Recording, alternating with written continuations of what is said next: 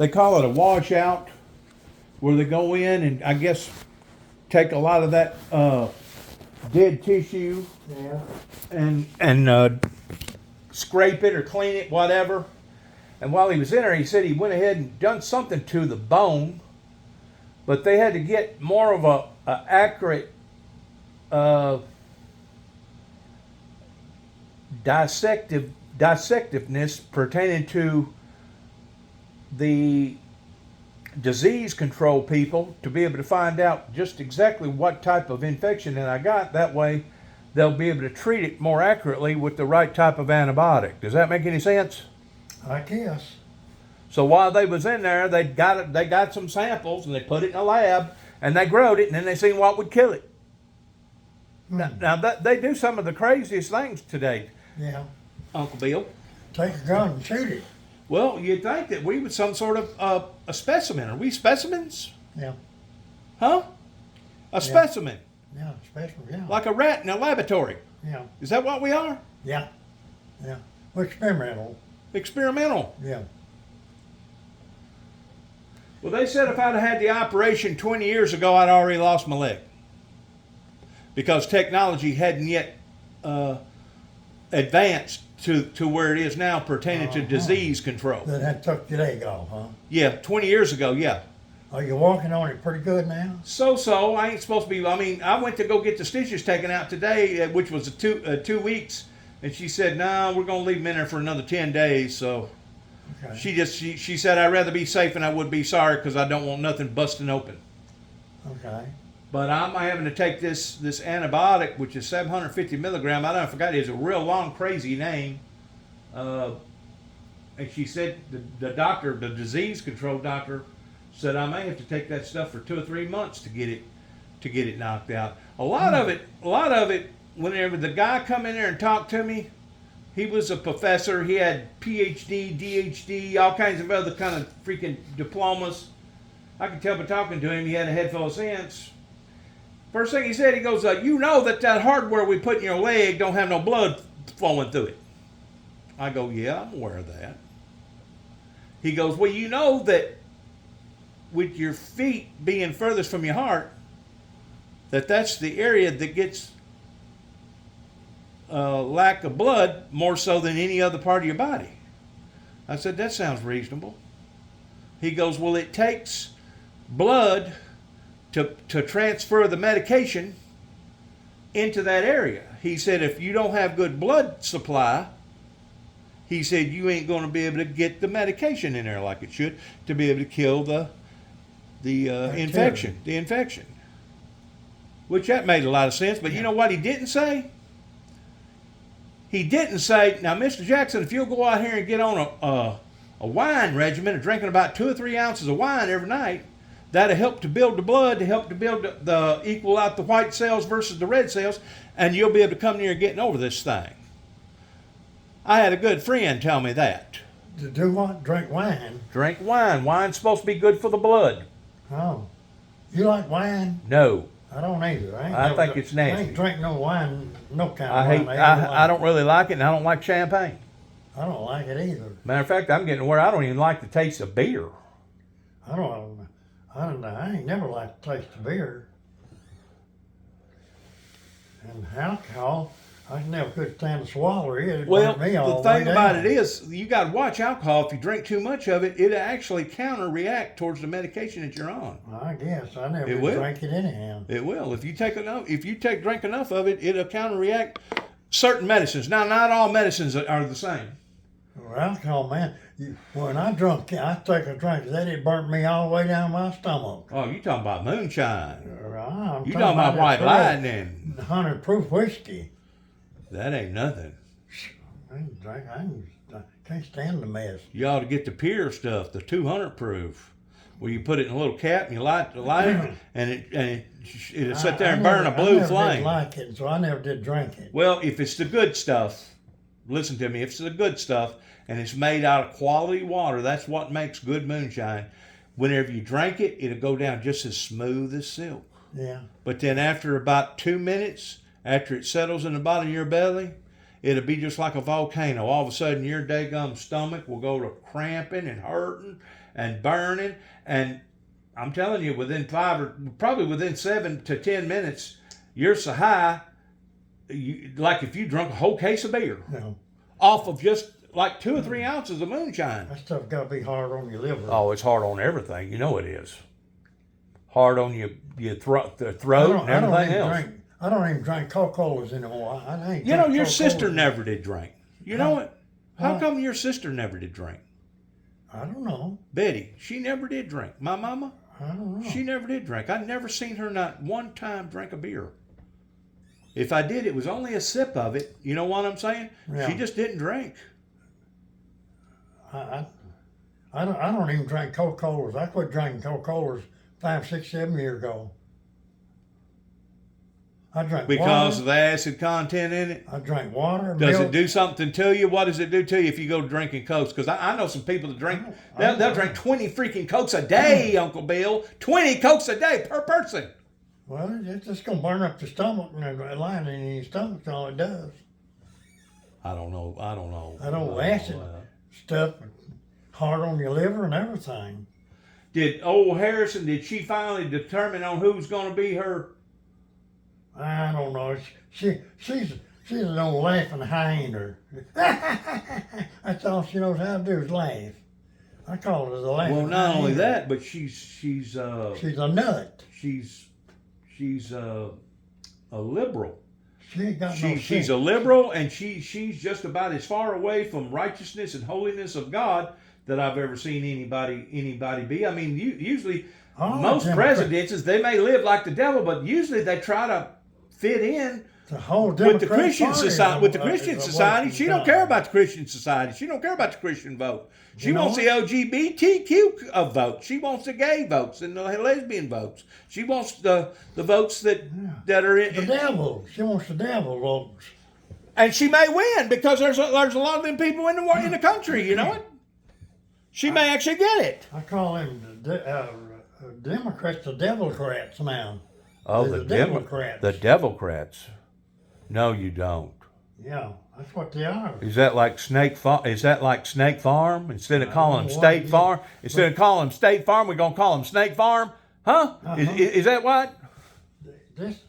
How can all of them be evil? But it looks like every one of the Democrats are evil. Does it and not say? half of the Does it not Republicans say it in the are. Bible? Does it not say it in the Bible that in the last days that they will come in sheep's clothing? Yeah, well, yeah.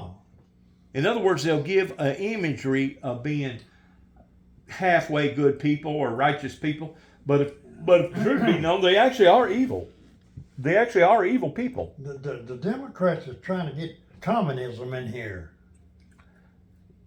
And they've done a pretty good job. They have wrecked this whole country in 3.5 years. They have done that. I'll agree with that, Uncle Bill. They done a lot, as far as I'm concerned. Got everything's zooming high. You can't afford to buy it. Well, you know, Biden got to the point he couldn't even maintain a conversation. Who? Biden, Why not? He was sick. sick. he was senile, wasn't he? Sick. He had. Get up there and just mumble a bunch of stuff and then forget what he been mumbling and try to shake hands with people that ain't there to shake hands with. Come on, Uncle Bill. He can't even find his way out of the room when he got in there. When they had the. If me and you was to go to acting that way in the eyes of the public, they'd probably take us down here at Bolivar and see what was Yeah. wrong with us. When they had the debate with Trump and him, they had to go get him out of the room or they couldn't find his way out. I don't doubt it. She's from San Francisco. Did you know that? Who? Harris. She's from California. Well, shit. She was raised up out in California. Yeah, her daddy and mama and some of them was, one of them was an Indian and another was another nationality or something. Well, this is my opinion about San Francisco. I went up there to see Julie. I didn't stay but maybe a month. But while I was up there, I went ahead and mixed a little business with pleasure. And I went ahead and went over the Golden Gate Bridge, which is a big bridge Yeah. that goes over to that Alcatraz Island and stuff.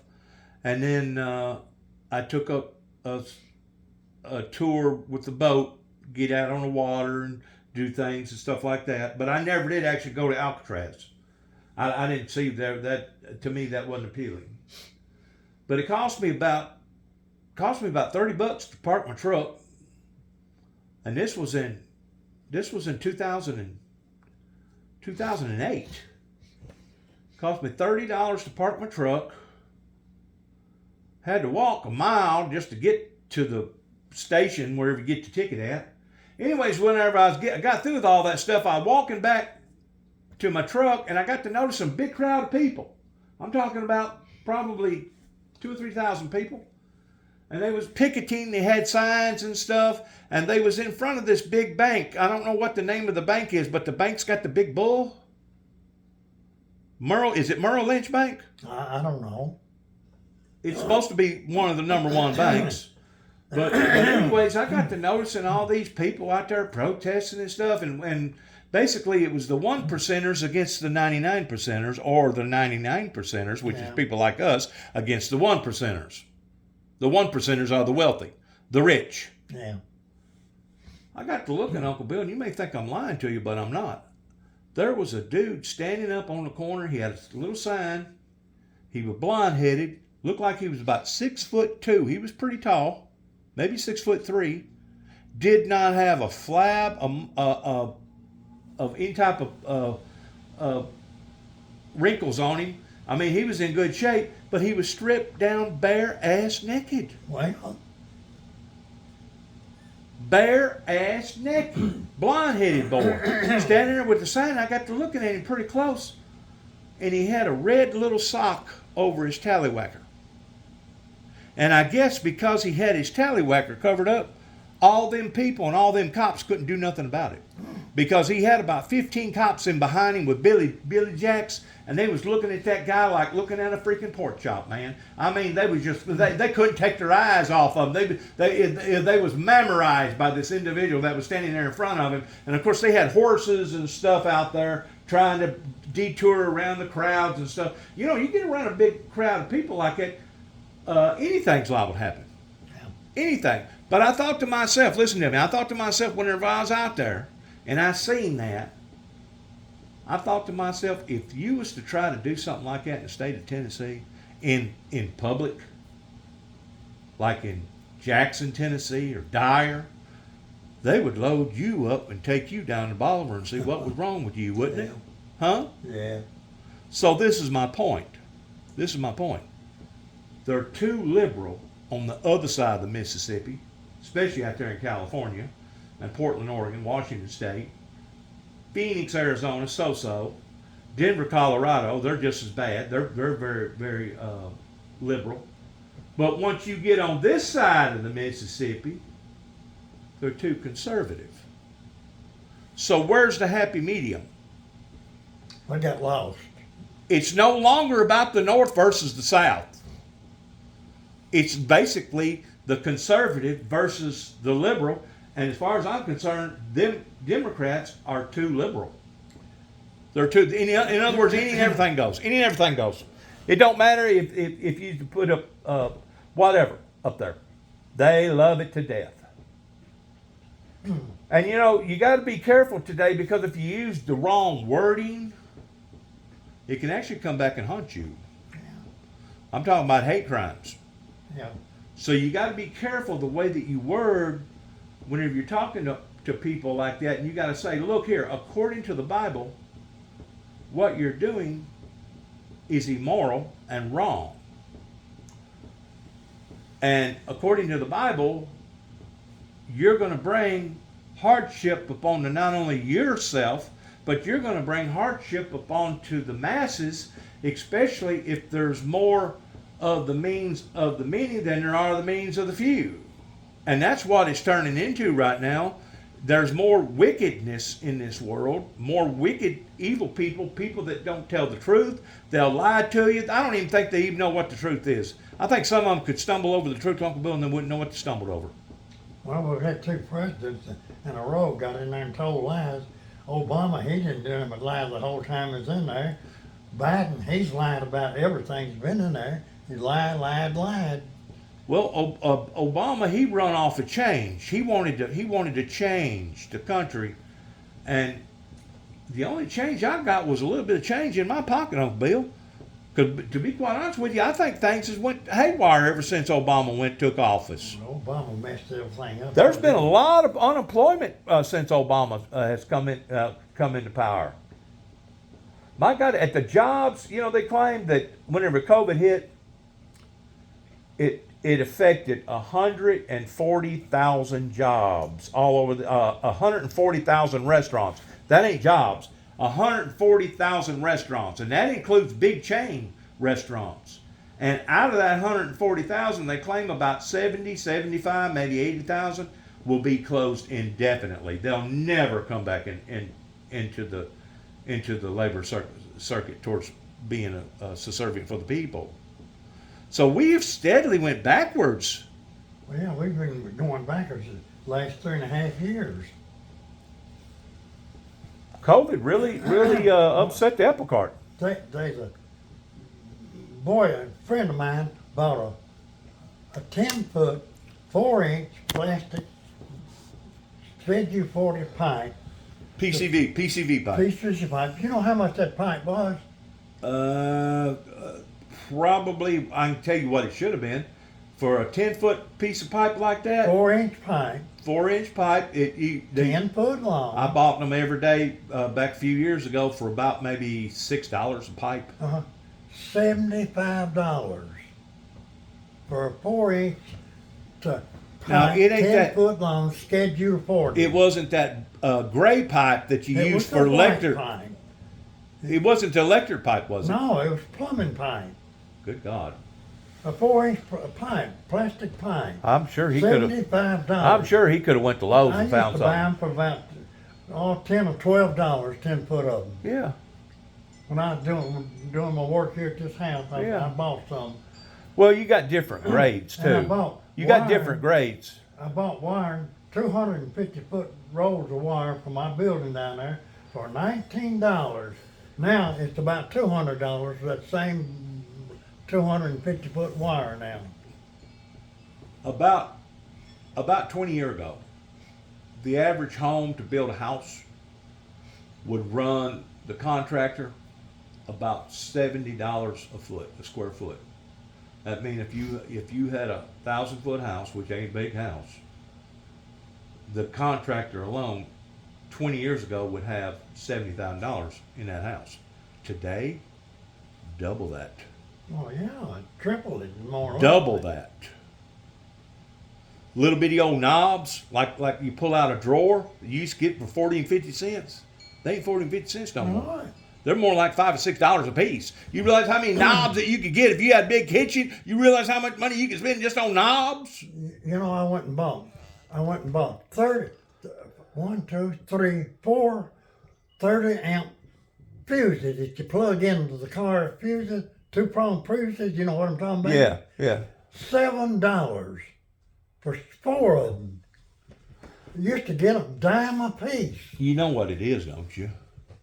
People's gouging people. Oh yeah, everything's gouging. People's gouging people. Matter of fact, Walmart was sued, and a judge declared it's all out of hand. It's nobody controlling it, and they just do. They want to sell whatever they want to get out of it. we got a police over in Sidonia that I've been knowing all my life. His named Derek Coble. I talked to him the other day, and I asked Derek, because he works at the police department over in Union City. I said, "What are y'all finding to be y'all's worst problem in Union City?" He didn't hesitate. He said, "That's easy. Internet. Social media." I said, "You gotta be kidding." He said, "No." He said, "That is our leading problem right now, because a lot of these kids, they get on that stuff, it gives them ideals. It does, it gives them ideals, and plus they can actually coordinate. You've seen them out west going into stores, like being 25, 30, 40 people, do a rush job, go in there and bust out glass and walk away with $1 million worth of merchandise. Well, they're doing that now in small towns in smaller ways. Mm-hmm.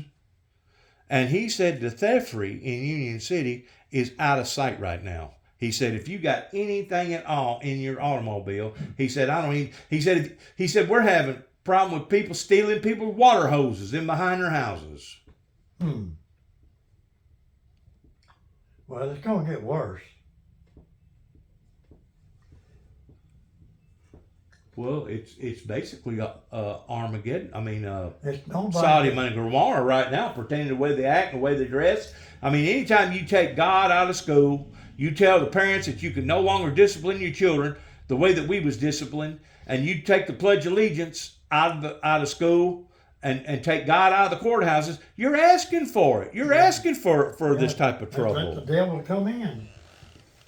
Yeah, if you knock on the devil's door hard enough, he'll let you in, won't he, Uncle Bill? It's okay to let the devil in. It's okay for the devil to come in, but they don't want God in. No. Now, what did you think about? I ain't spoke to you since Donald Trump had an assassination attempt. What did you think about I that? think God protected him. I think God has got the hand on him and protecting him for right now for some reason. So you think it was divine intervention? He Divine intervention. was- In other words, if he would have moved his head just probably what? He had just moved it out of the way when that happened. I And know. caught that ear. I know. But have you listened to the specs about all that? Did you know that for 2 years since he was no longer president, he has not had a SWAT team that followed him around on his brigade?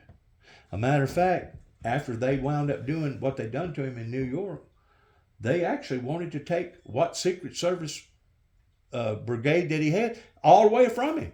Oh yeah. They want to take But it completely away from him. They've been trying to kill him. They tried to put him Well, in jail. this and they is couldn't what do I'm that. saying. This is what I'm saying. How come the day that shooter was there, for the first time in 2 years, now they bring in the SWAT brigade, which should have been with them all along. Anytime somebody's going to be that noticeable, they should have SWAT out there looking around for people being in windows and all kinds of stuff. You know, kind of like the assassinated JFK. But how come that SWAT guy did not shoot the shooter until after the shooter had done already dislodged 8 shots? Well, How come? he was seen on top of the building, and the people told us, the security around there was a man on the building with a gun, and they done nothing about it. And it was all set up. almost like that they was intentionally ignoring him. That all was set up to do to shoot. And plus, Get rid of him. the local cops put out a warning and said gun. And that should have went throughout every circuitry there, and it didn't. The Homeland Security never did get that message to be able to pull Donald Trump from that stage. That way his life wouldn't have been in danger. So to me, there was too many coincidences, and you start asking yourself the question, well, you know, it's one thing to be gross negligence, and it's another thing of intent. See, they scared. Of intent. They scared of Trump. They don't want him president. 'cause He stirred breaking up too much trouble in this country. He's stirring trouble up against the bankers, the real estate market, the higher politicians, the crooks, basically the 1%ers. He has stirred up some problems in just like the news media. Do you realize whenever Harris said that she was going to run for president, I think it was within 48 hours, she'd done already raised over $100 million. You know what the politicians today that this has turned into? It's turned into a media frenzy. Because without that money pertaining to those politicians running for president, all these news networks would probably have to go home. They wouldn't be making no money. They politicians in this country to death. Sure they have. They've lied and done everything. Then get up and tell lies what they're gonna do, and they get in there and they don't do nothing. We got them guys in there that's been 30, 40 years, they need to go. That's what Trump's trying to do, break it all up, and they don't like him. No, they don't like him. How about the deal whenever the Olympics opened up and you had them LGBTQ people acting like that they was on the Lord's Last Supper, and some of them was actually exposing some of their body parts. Yeah. What did you think about that? That's a devil thing. You think that was an abomination? Yeah. They'll pay for that, won't they? France will pay for that, won't they, towards Yeah. letting that happen? Well, this thing's fixing to come to a head pretty quick. Yeah, but whenever it does, Uncle Bill, are we going to be any better off? I mean, I realize that the system is broke, and the system basically has went to the point that it's unrepairable. Okay, so that leaves one other choice. If we're going to continue to live like a civilized society over here, that means we're going to have to invent a brand new system. This is the $64,000 question. Is the new system going to be any better than the old one? I don't know. The old Trump got up and told what said everything that Biden's done is turned to shit, and he's about right. Everything he's done is turned to shit. He didn't do nothing good. The Democrats has done nothing good since they've been in there. They hurt the whole country. They've become too liberal. They've become too liberal to where just any and everything goes. They actually applaud people for coming out of the closet and declaring your sexuality towards you having an operation and a male being a female or a female being a male. That's what all that LGBTQ stuff is all about, Uncle Bill.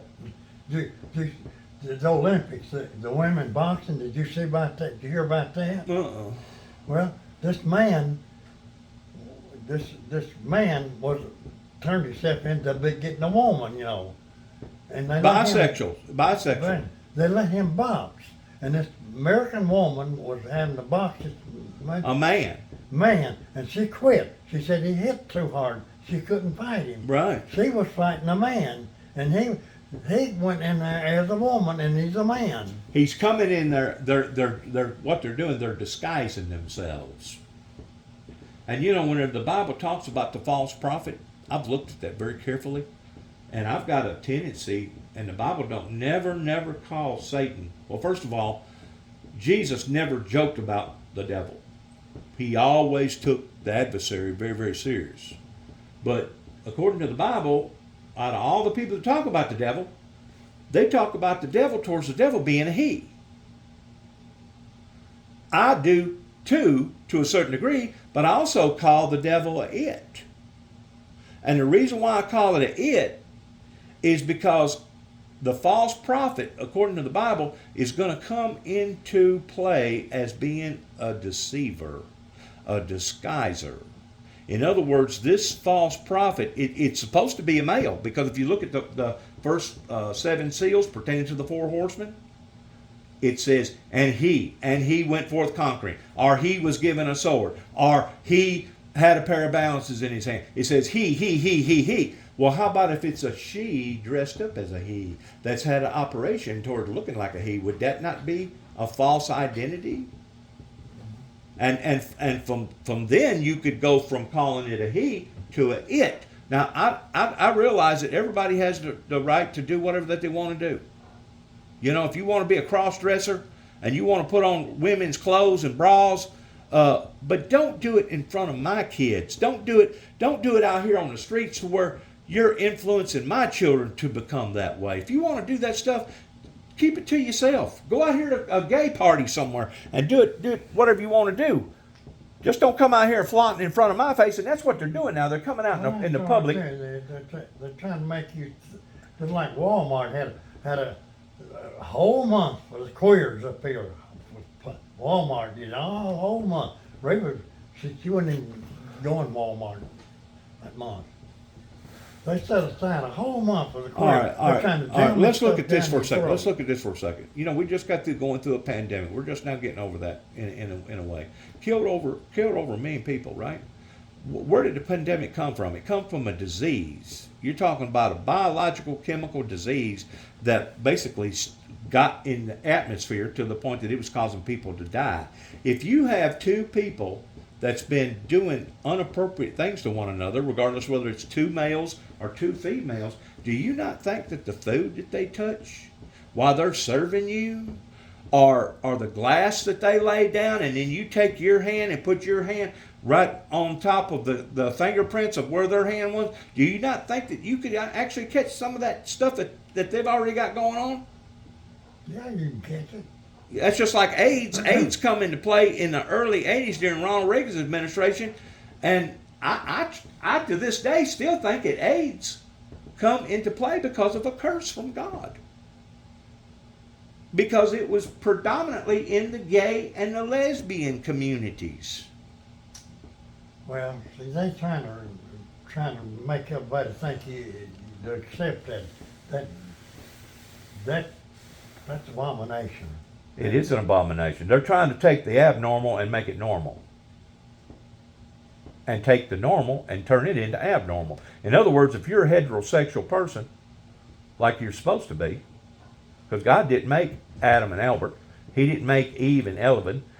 God made Adam and Eve to recreate the world, to repopulate the world. And whenever you try to indoctrinate a society to the degree that now you're taking what used to be normal, now is looked upon as being abnormal, and what we was taught growing up as it being abnormal, now you're teaching it towards it being normal, you got a messed up bunch of people, don't you? Yeah, It's confusion, isn't it? yeah. See, they burnt the schools. We got no education for the kids no more. The schools are ruined. They teaching some of these kids now that they're teaching open porn, little children. Yeah. And there's a school down in Memphis, Tennessee that announced it back, I guess it was about a year or so ago, of open sorcery. In other words, you join and go pray, and you know that whenever you're praying with this group, you're not praying to a righteous God pertaining to the Lord Jesus Christ. You're praying to Lucifer. Yeah. You're basically a satanic worshiper. And whenever you start doing that openly, that's what caused the wrath of God to fall upon to, what city was it? Sodom and Gomorrah? Yeah. Because they was doing it openly. Just like the wickedness, whenever God spoke to Noah, said that God searched the whole world, Uncle Bill, and said he couldn't find but one righteous man. Yeah. Now, if you and me was living in that time period and we knew Mr. Noah, in our eyes, we may have thought that Noah wasn't no different than anybody else. We may have thought that Noah was of this or Noah was of that. But you know, whenever God makes a determination upon to a person, especially if he appoints that person to do a certain particular task, it's not up to us to judge that person. Oh, while I'm thinking of it, Joanne called me here about a week or so ago. She's good-hearted. And I meant to ask her about Jude, and I forgot it. Do you know anything about him now? Not really. He's still very secretive. I think what it Is he married? No. Has he ever been married? No. I think if I'm not mistaken, Uncle Bill, he's gotten hooked up with some people, that the very people that we're talking about, that's basically satanic worshipers, and they're very secretive about what they do and how they do it, and they don't want nobody knowing nothing about them. Does he work, and what does he do? I don't know. I don't have a clue, and I don't even think she does, or she claims that she don't. Does he live that close to her? Or what? I don't know that neither. According to her, she ain't seen him since Johnny died. Johnny died about 4 years ago. Yeah. That's Joanne's boy, wasn't it? Uh-huh. How old was he? God, he was young. He was probably 20? a little older than that. He was probably about 30, Okay. 32, something like that. But How old's Joanne now? God, she's older than me. She's about 10 years older than me. I'm How old are you? 63. She's probably about 70. She's Is probably she that about old? 70. She's getting about ready to retire. Donna's the oldest, ain't she? Donna's the oldest. Donna has retired. Donna's got a ministry somewhere up in Got what? a ministry somewhere up in Yeah, either that's what Illinois she or was telling Wisconsin me. or somewhere. Donna remarried. Her husband died. Right. And she remarried. But Donna was the one that married Freddie, and Freddie was the freak pertaining to him being a cross-dresser Yeah. and trying to have sex with the children and stuff. Donna is Donna, to me, always come across to me as being a smart one, the educated one. yeah. But she was snooty, though. Has she got kids?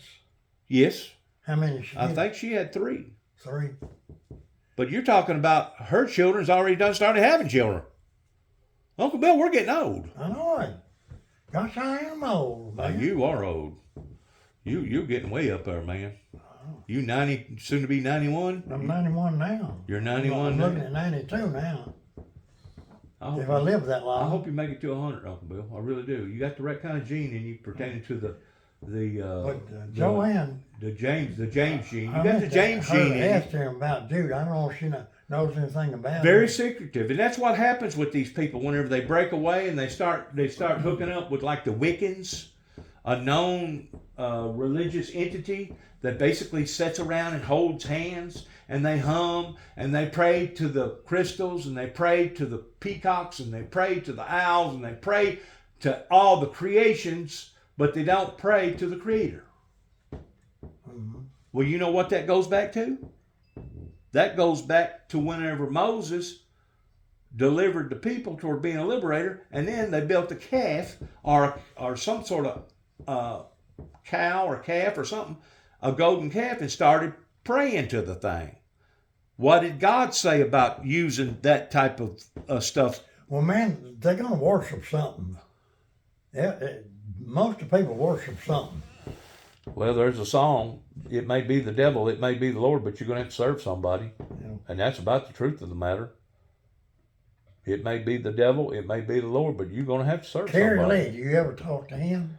Kerry Lee's went down in his health. You know, he was involved with the auto body industry, and all of a sudden he created some sort of virus to the point that he couldn't even walk into a body shop without turning white and throwing up and going into hives. Yeah.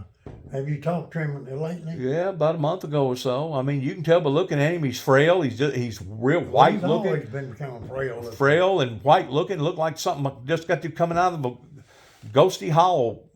But where's the other boy? Is he still around Humboldt? You talking about? He went to call the dent doctor. He had a pretty good. You talking about Shane? Shane? Yeah, he had a pretty good deal. He said. Shane still's got long hair down past his shoulders.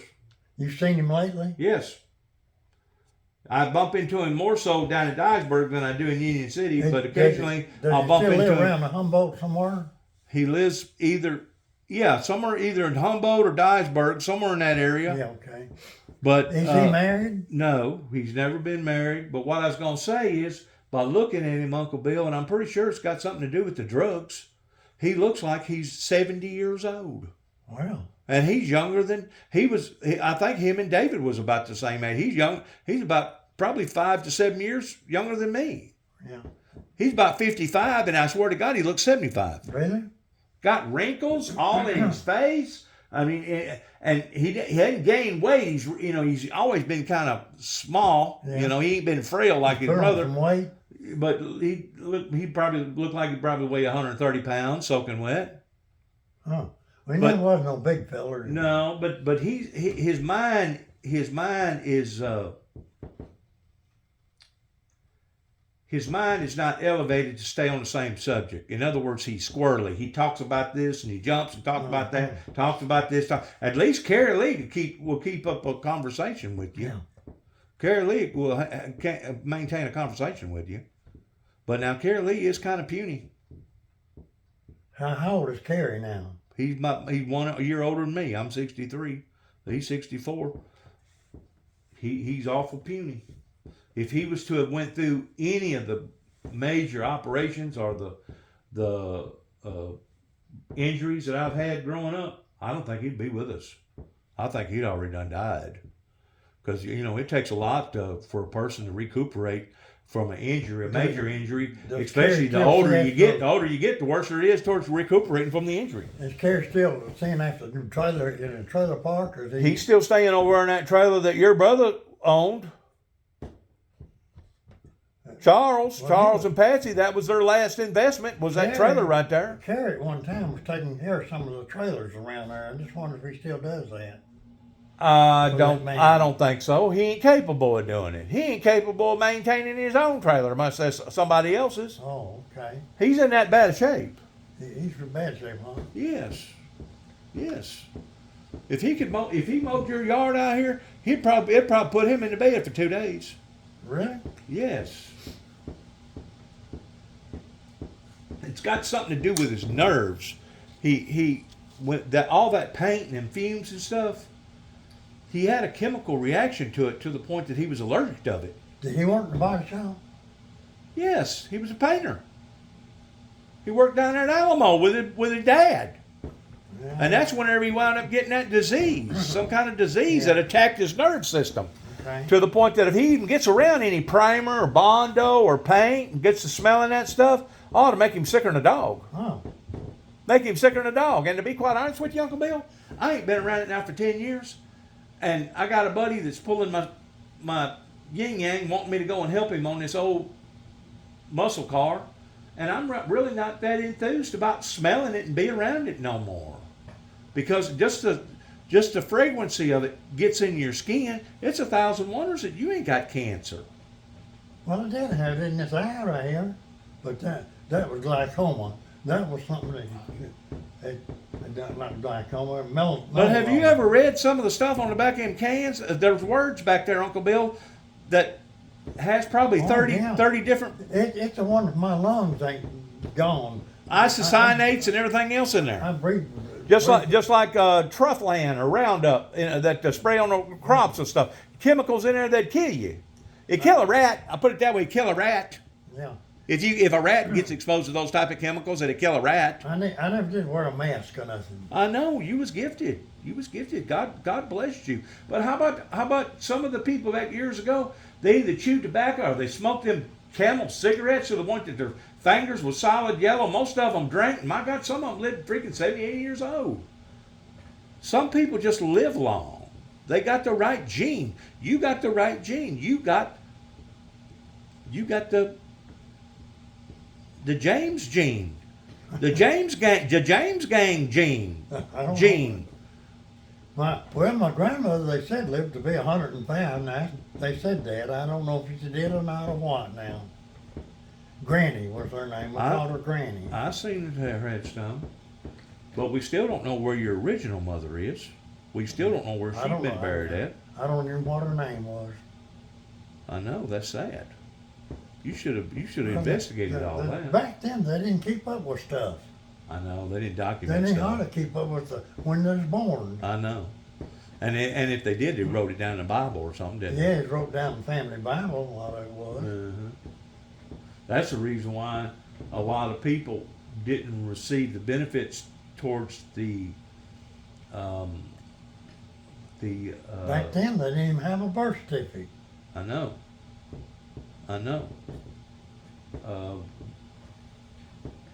The Native American people, there's a lot of people that should have gotten the benefits for being Native American, but because they didn't document it and record it like they should have, now to become a tribal person in the Indian heritage, it's almost like pulling teeth.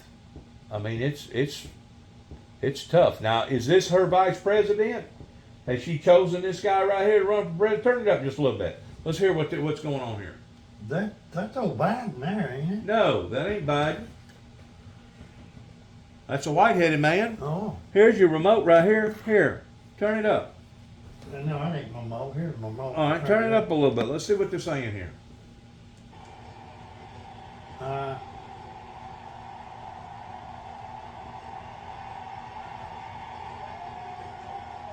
I bet you that's going to be her Vice. huh? Vice president. She's gonna be president. That's got to be vice president. Right. Now hit the mute button for a second. I want to say something. Hit the mute button for a second. We see this every year, again and again and again. You take those famous movie stars and those high dollar people, they don't mind contributing $500,000 or $1 million or $1.5 million. I think she raised like over $100 million in less than 48 hours. And that's what they're judging their appearances off of. The thing about it is, the real America is not this. The real America right now is suffering. The real America right now is starving. The real America right now is losing their freaking shirts.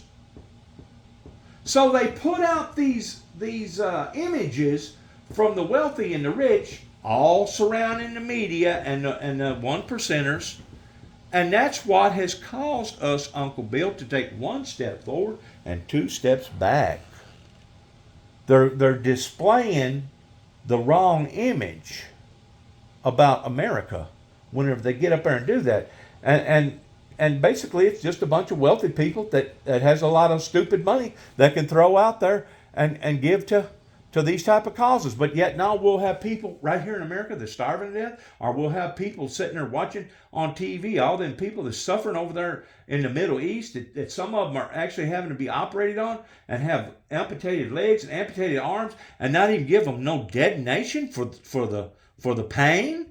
Those rich people will sit and watch that and call themselves godly, call themselves righteous, and see the suffering that's going on. They could have taken that money and look what they could have done with that money towards helping even, let's say, the Children's Research Hospital or something like that down in Memphis. They could have taken that money and done a wonder with it. But instead, they want to pass it around. They want to go around. They want to beat their chest like a bunch of apes. Look at me, I'm rich.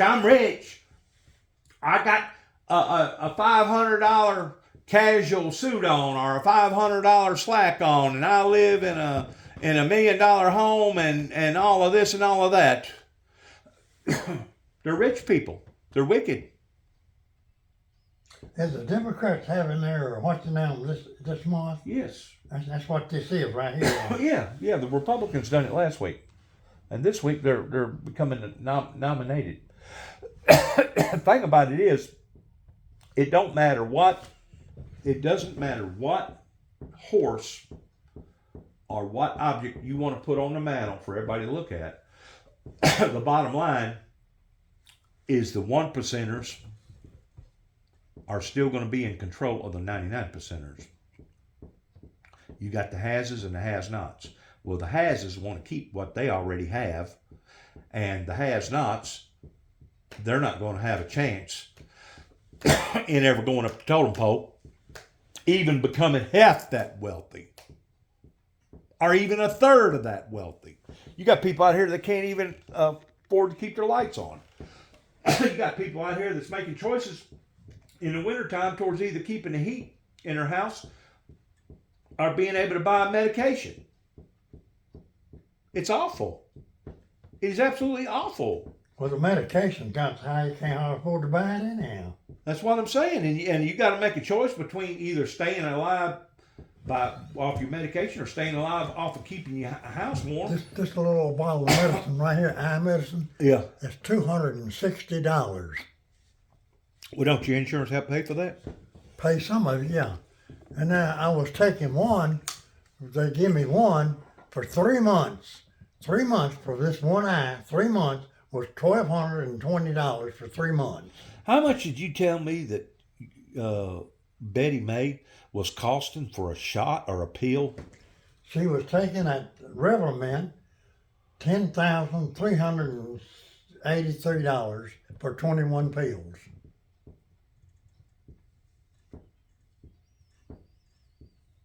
How much is that a pill? Huh? How much that's about $500 a pill, ain't it? I don't know, it's a lot. That's about $500 a pill, ain't it? Yeah. And that was money that y'all was having to be out yourselves? Yeah, that was terrible. And they shipped it to us in a box, had ice packs in it. Come UPS. Right. I think the medical industry has become evil because not just operating on children and turning boys to girls and girls to boys, but it basically panhandles off of people's bad health. And there's a lot of them out there in which I want to live as long as I can. I want to live as good and as long as I can, Uncle Bill. But whenever the quality of my life is no longer worth saving, let me go. Yeah, if I get down and can't go, let me go. If I get down and can't wait on myself, I assume to die. Yes. If I go blind, I'd just rather die too. Because Well, you can work around that. There's been many people that's been blind that Yeah, lived but a I decent can't. life. I couldn't. Not as old as I couldn't learn nothing. Learn older than Frail and all that other stuff. You couldn't go. I mean, you probably could, but it would take an ongoing task at your It's age. blindness. If I had a choice to lose one part of my body, my eyes or my hearing, I'd rather lose my hearing as my eyes. I don't lose none of it, but my eyes, I want to see. Right.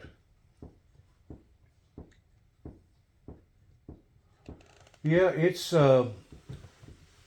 it's too many signals being put out there to our young children, and now our young children, they don't know if they're supposed to, if a male's supposed to remain a male. They don't know if a girl's supposed to remain a girl.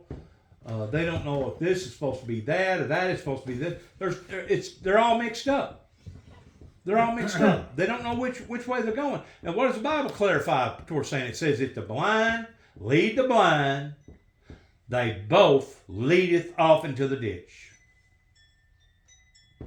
We're living in time, and look at the Middle East right now. My God, we could wake up in the morning and see where Iran done nuked freaking Israel over there. You know what? I guarantee you they got freaking nuclear bombs. You know what? I guarantee you they do. Or some of them other little countries over, you can buy a nuke now for $200 million. And if you own several oil fields, $200 million ain't a whole lot of money, you know it? No. $100,000 don't buy nothing much anymore. $100,000 won't buy a decent house. No, that more. How much more than buy a truck? These old Dodge trucks. These old Dodge trucks is running somewhere in $70,000 and $80,000. That's crazy, ain't it? It's crazy. The inflation has went bonkers whenever it comes to it being evenly out. The inflation just went crazy. Yeah, The economy $100,000 and buy you a inflation. good pickup truck. Well, if I'm gonna tell you something right now, these kids that's growing up right now, unless they're born with a silver spoon in their mouth towards their parents owning a business or a farm or something like that, they're gonna be hurting towards getting out here, starting their lives over, and becoming productive and being able to buy a lawnmower and being able to buy a microwave, being able to buy a house. And, I mean, they're gonna be. That's people paying house rent now, $2,000 and $2,500 a month for house rent. My son's one of them. It's unreal. My son's one of them.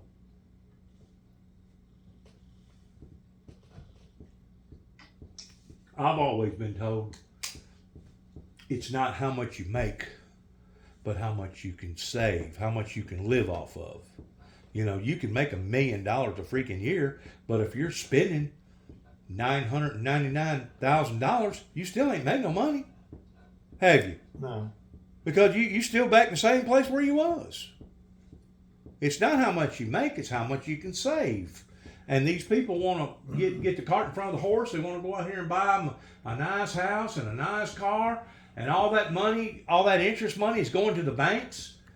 And that's another group of people, as far as I'm concerned, Uncle Bill, that is evil. They're just playing on the panhandling off the poor and the unfortunate people to the degree that no wonder they can sit in their banks and they can do their nails and they can make their telephone calls and they can play on their little computer and they can wear their $500 suits because they ain't doing nothing. It takes a lifetime to pay a house off, and people get the house paid off, they're old. They done got so old they can't hardly go. So so if that be the case, they need to quit preaching about the golden years, because the golden years is no longer the golden years, is it? The golden years is more like the golden tears, because you're going to suffer once you get old. You can't go out here and make no more money. United States in this country you could make something out of yourself. 30, 40 years ago, you had a chance to making something, but it ain't no way to hardly do it now. It costs too much to live, costs too much to buy anything. It's just everything. That's the reason why I'm driving my old Honda over here with 240,000 miles. I got a a Toyota Tundra that I bought brand new in 2005. It's got 240 something thousand miles on it. I still got my old truck and my old car. But I've got decent vehicles that ordinarily will last a pretty good while. My old truck got 140,000 miles on it. Well, that thing ain't even broke in good. My old car down there, it's got about 120 in it. What's this? Impala? Huh? Impala? No, it's a Buick. What kind of Buick? A LeSabre Oh, those are nice. limited Those edition. was nice cars whenever they come out, Uncle Bill. It gets about 30 miles to a gallon of gas. Those was some. That was the Cadillac of the Cadillacs when That that car thing, come out. that 36 series, that 36 series motor they got in that 3.6 motor is what it is. It's a real good motor. Got the power to go up them big hills if you go out west. In other words, you don't hurt for power. That's probably the reason why you get the good gas mileage you do, because that's a heavy car. It's got a full-fledged frame on it, don't Yeah, it? it's a big car. It's a Sabre. Like a It's a LTD or 2000 something, Buick. like a Crown Victoria or something. It's got a full-fledged frame underneath it, don't it? Yeah, it. That's made out of real steel. It ain't made out of artificial aluminum or It some ain't other got- kind of It ain't crazy. got a bunch of plastic on it. Yeah. Got plastic bumpers on front and back, and that's about it. I backed into my friend's vehicle the other day accidentally because she has a bunch of dogs, and I got off sidetracked. Barely hit it. I had to not be going no more than 5 miles an hour because you don't back up all that fast. Yeah. You know what the repair bill on that Well, ain't no was? telling. $1,700. What? It hit the front end or the back end? Hit the bumper. Hit the bumper. Hit the bumper. Didn't do nothing to the headlight, the grill, all that was good. Just the bumper. What kind of car was it? Truck or whatever? It was one of these newer, I think it was 205 Plymouth or something like that, one of these little compact cars, but she wanted it fixed, and she fixed it. But that's how much it costs for a bumper. The bumper, the paint, the whole nine. But Uncle Bill, it ain't nothing now to buy a pint of paint now for $400 or $500 for a pint of paint. I know it. I know it. That clear costs $500 for a gallon By of the it. time you buy the activator and the clear and everything go in it, my God, you done spend a fortune just on a paint job. And when I retired doing body and fender work, my hourly rates was $28 an hour. Now it's over $100 an hour. The rates are. Not in state of Tennessee. Not in body work. Huh? Not in state of Tennessee, not in body work. State of Tennessee's always been sucking hind tit whenever it comes to everybody else's state. That's one reason why that whenever I come back and I retired, I had an opportunity that I could have went back to work for the collision specialist, the guy that I worked for 10 years in Jackson. He asked me, he said, Dennis, he said, I'll set you up toward being an estimator. Put you in an office, doing office work. I said, I don't want no part of it. I don't want no part of it. I don't want to be around it. These insurance companies, the way that they want to scab and come in and cheat and tell you, oh, you shouldn't get no 8 hours for that quarter panel, repairing that quarter panel, we're going to give you 4. And then they'll go around and then they'll pick over here, now nitpick over there. Yeah. But yet no, a doctor can give you an aspirin and sell it back to the insurance company and pay $25 for a damn aspirin, or a Band-Aid and charge $10 for a damn Band-Aid. Yeah. And they don't ever question that, Uncle Bill. Yeah. They don't ever question that. It got to the point that I was starving to death working on cars in the state of Tennessee. That's the reason why I had to get out here and go to all these other different states. I think now the body shop rates in Tennessee are either $48 or $52 an hour. There's more than that. I know the mechanics is 110. The mechanics always been higher. And the mechanics, body work is skilled labor. The mechanics, all they do is replace parts on them. That's They don't it. fix nothing. That's it. They always go by the book. They just, the alternator goes bad, just put an alternator on. We used to repair alternators. You don't do that no more. No. And now they got where the fenders get dented, they put it on new fenders. Then people can't even straighten the metal no more. That's right. Your metal man is no longer out there towards true blue body men. They can't straighten nothing. No. They're parts replacers. They replace the front fender gets a dent in it. They just put a new front fender on it. Door gets bent. I think put of a new that skin bumper. on it. rather than go through aftermarket, they probably bought a brand new bumper. Probably got it for about $800. Mark it up by 25%. Body shop. So that's $1,000 just for a bumper, plastic bumper. Yeah. And the labor, the paint, etc., drove it up to about $1,700 or $1,800 repair. It's got to the point if you back into one of them, you barely touch it, and it just falls apart. Mm-hmm. It just falls apart. The thing that just went to pieces. That's why they make the cars do it now. They have a wreck, they tear all the pieces. Almost like a Tonka toy. They A Tonka toy. It even the fender wells in the back fenders back there, they bust. They take the impact and it runs plumb through the body of that car. Well, I tell you one thing that they ain't changed. That's the design of a Corvette. The what? The design of a Corvette. Yeah. It's still bonded with that bonding adhesive. Even the frame, the front nose, the aprons, everything. It's all glued on. But that's also a reason why that if you have a daggum wreck doing about 150 mile an hour, the daggum car just explodes. Yeah. That's what to do. They explode. I don't tell them what a Corvette costs now. Right at $100 grand.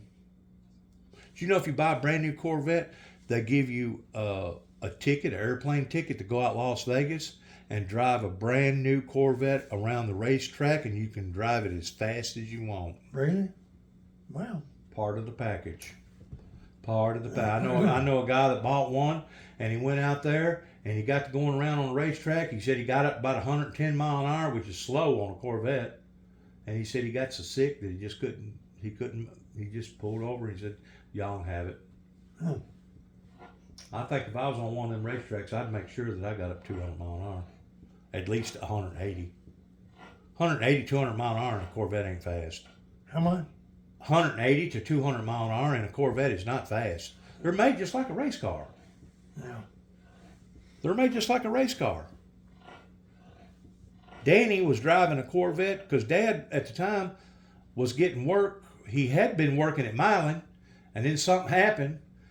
And this was whenever they first opened up that body shop there in Cydonia, and they was getting work from different people and taking it to Cydonia and fixing it, and then they was bringing the work back.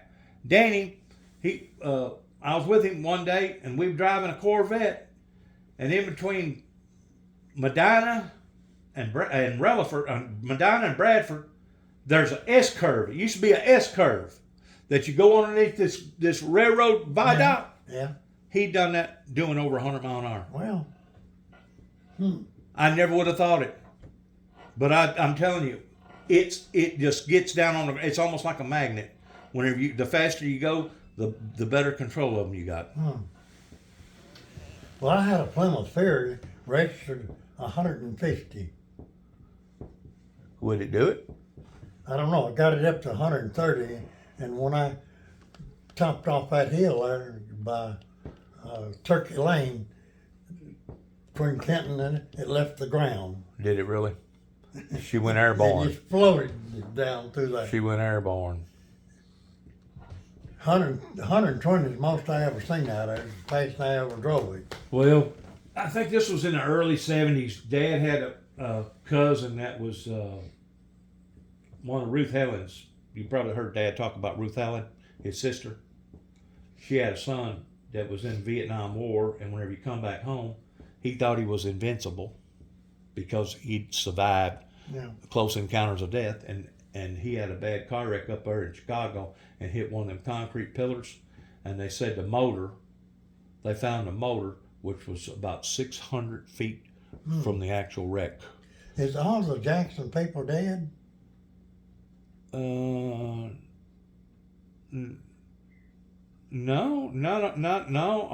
J.W.'s sons and daughters are still living. Where do they live? They live all up north. They live all up north. Oh.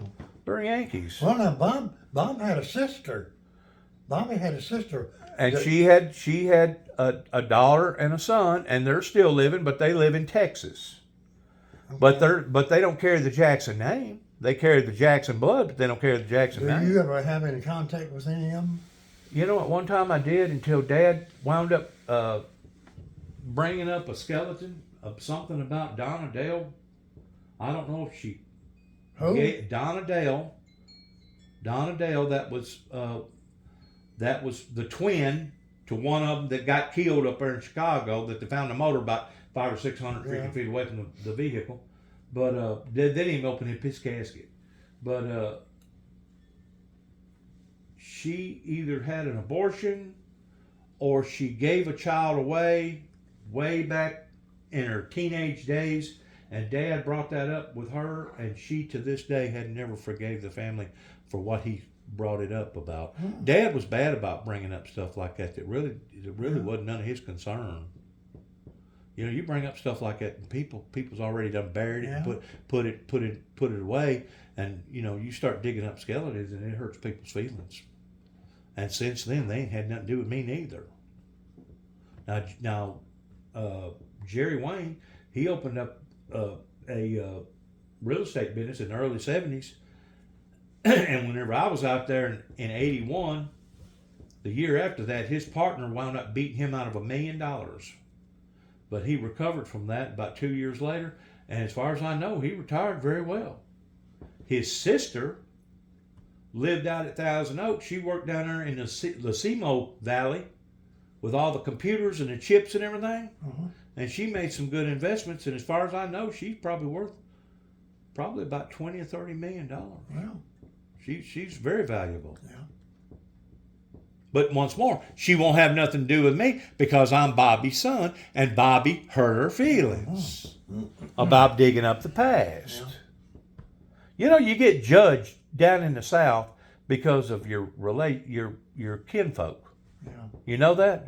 Yeah. In other words, if your dad was a drunk, a low-life, no-good-for-nothing scoundrel, odds are you're probably going to be just like him. Yeah. You know it? And that's how they judge people in the South. And that ain't right, is it? No. Because, I mean, even if your dad, let's say he was a banker or an attorney or even a judge, that don't mean that you're going to turn out to be an attorney or a judge or a banker, but that's how people Yeah. categorize people, Yeah. you know? How do you feel health-wise? I mean, you still meaner than a snake, and Say what? you're still meaner than a snake. How you doing health-wise? Well, fair for an old man. I don't take any medicine. You still got all your armory, all your guns, and all your stuff in case Yeah. World War III breaks out? Yeah, I still got all my junk. You still maintain this guy's yard over here? Yeah. Hobbs? Yeah. Mr. Hobbs? What's his first name? J. Ray. J. Ray. Yeah. Is he the one that's only got one arm? No, that's his brother. What's his name? Gosh, I don't know.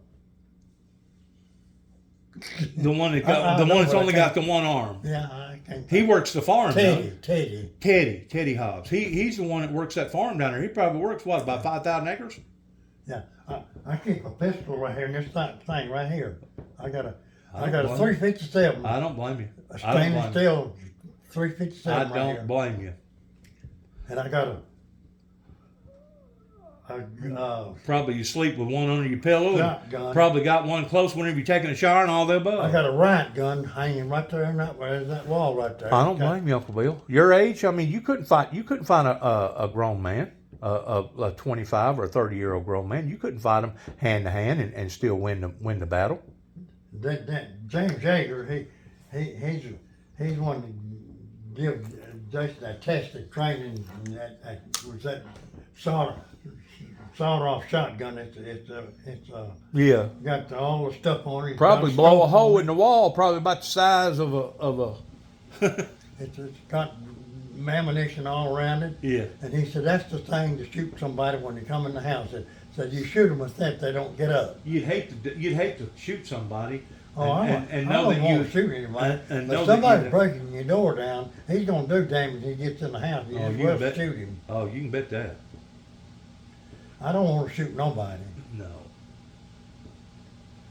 I don't know if I could really shoot anybody if I had to come down to it. Well, you know that they claim that we got a right to protect our castle. It's called the castle law. But in reality, you shoot and kill somebody, you're gonna be examined, questioned, and maybe even go to jail for trying to save your own life. Well, criminals got rights. You don't have no rights. But I Decent mean, it people don't depends have on no who rights. you are and under the circumstances, who broke in the house, and etc. But if you don't watch, the homeowner can actually be the one that goes to jail because he shot and killed that person breaking in their house. Yeah, That's awful, Uncle Bill. yeah. That's awful. That's the way the law is in this country. Well, that's what's righteous. Yeah. Agree? How's your daughters doing? Doing all right, I reckon. You one up there at Mayfield, she still come and see you from time to time, your granddaughter? No, she's in Jackson now. Oh, she is. She got married. She got married, and they got a home in Jackson and everything now. I thought she was working as a She worked at, lawyer's office. well, she was. Well, she quit that job and went to working at some gas company there in Murray, and then she got married, and And they transferred her down here? no, she Jackson? don't work for them no more. She works for the utility company in Jackson now. Utility company. Yeah. Moving stuff? No, it's a electrical company, utility. Oh, okay. So she's still in the secretarial business. Yeah, yeah. She's still in that kind of business. And her husband, he works for the state. The state of Tennessee? I guess, I don't know. He's a state worker, works out on the roads, you know. But is he a Tennessee worker or a Kentucky worker? He's Tennessee, he's out of Jackson. Yeah. His name's Jacob. Jacob. You know, don't know his last name. I know it, but I can't think of it. But it's Jacob's girlfriend or his wife. That's your wife. So the wife is your granddaughter Right. off of Lori. Yeah. Off of Lori. Laurie, yeah. Laurie? Laurie, Laurie. Laurie. You could spell it Lera, but she spelled it Laurie. There's probably men out there that's got the same name, you know it? Yeah. I bet it is. Yeah. Probably spell it with an I or an E. Reba, she only had that one boy, right? Right. And he's taking over the business over in Trenton. Well, and they in business there, and he's got about, he's got 30. about pretty close to 70, 80 houses, rental houses. Ooh, And his wife, she's my God, he needs an accountant. He must hire an accountant to keep up with all his stuff on. his wife is the U.S. attorney.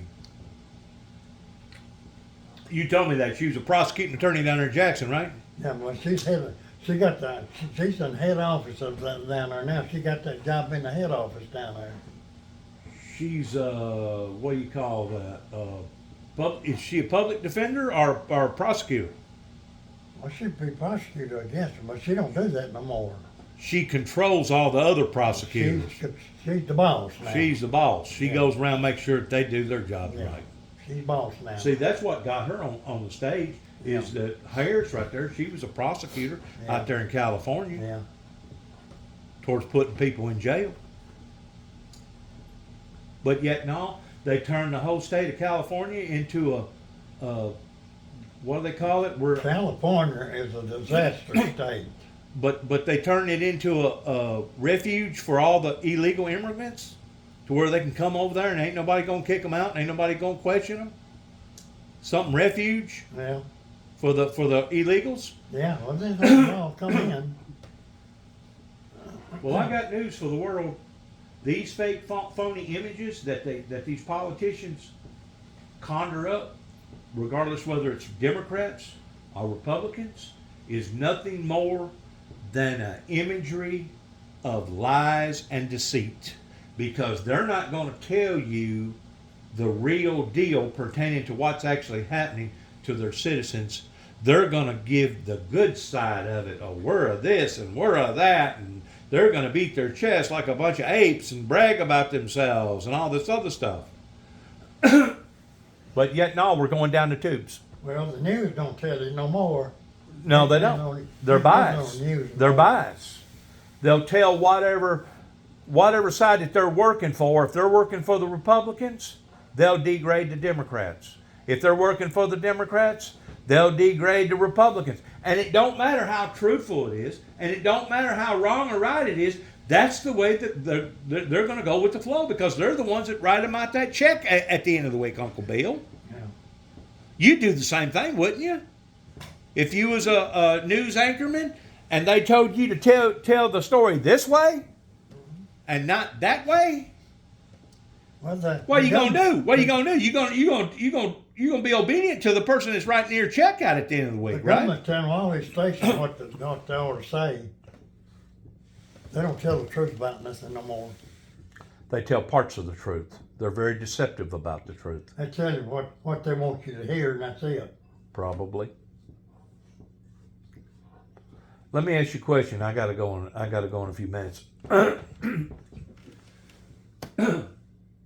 If that shooter, I think he was 20 or 21, 20 years old. if he would have got lucky, hypothetically speaking, and killed a prior president of the United States, what do you think that would have done to this country? I don't know, but see, they set him up to get killed anyhow. He's going to kill the president, and they're going to shoot and kill him, and all evidence is gone. See, it was all planned out. Kind of similar to how they done the JFK assassination, wasn't it? Yeah. In other words, they killed the assassin that assassinated JFK. That way, wouldn't nobody be a witness in talking. Oh, that's what they're doing. That's what they're going to do. This old boy was sitting up on the top of the roof, wide open, at the no protection, no nothing. He's sitting on top of the metal building. So was it gross negligence, or was it intended of looking like gross negligence? Oh, we didn't see him. Oh, I didn't know. How could you not know? How could you not know? When he shoot that president and shot that gun, all they had to do is pick him off the top of that roof again. He didn't have no kind of protection. It was a set-up deal. It was planned and set up. You think it'll come out one day, the truth? Oh, it's gonna come out, yeah. It's about to come out now. But that's not the answer to the question I'm looking for. Hypothetically, if they would have killed Donald J. Trump, Yeah. do you think that would have started riots similar towards the civil rights in the land, because so many people is for Donald Trump? Do you think that would have started possibly a civil war right here in the United States, to the point that they would have had to declare martial law and basically gotten down to the dirty here? Yeah. Burning cities, burning cars. I mean, people's crazy now. They're on drugs. They're gonna do anything. Yeah.